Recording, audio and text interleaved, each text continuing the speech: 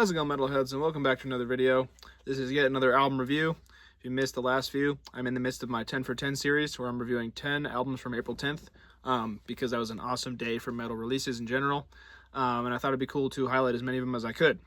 So on the day you're seeing this, I will be releasing 10 album reviews.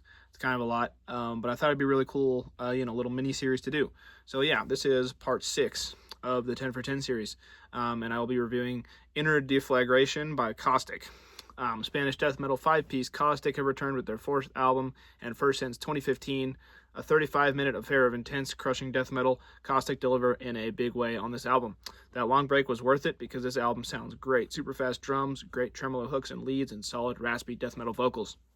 While this certainly will be overlooked by the bigger bands this year, and definitely on April 10th, because Immolation and Vomitory came out that day as well. Don't sleep on this album. If you're still in the mood for some more really solid, well-put-together death metal, this is absolutely worth it. This album is awesome, and while it's not mind-blowing or genre-bending, Caustic do a great job of putting out savage, old-school death metal that really sounds good.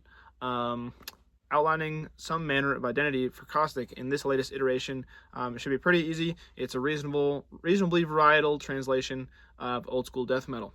What we get here is a solid, fairly straightforward death metal album with a few great riffs to catch on to along the way, and better rounded production than before.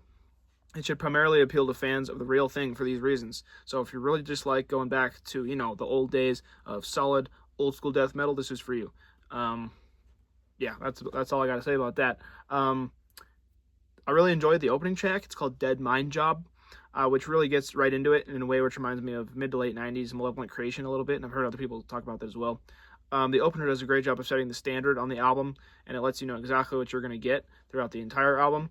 The chuggier moments on Speak of the Dead are awesome and definitely worth mentioning. That's a really good song as well. As I stated previously, this won't blow you away, and all the death metal fans are currently stuck checking out Immolation and Vomitory, but nevertheless, this album is really solid, well put together, and it produced leagues better than their previous work. So kudos to Caustic for putting out, a career-defining piece this late in their career. It's not easy to do that, especially after an 11-year gap in album releases. So I applaud them for that. This is far from the worst death metal year this year. So if you're still in the mood for some more after, Archspire, Vomitory, Immolation, all that kind of stuff, I encourage you to go listen to this. If you're a fan of death metal, you'll dig this. I guarantee it. You just have to give it a shot first.